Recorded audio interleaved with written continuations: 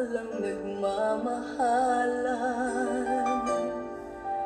Na paano na ang iyong pangako na ako lang ang iibigin mo.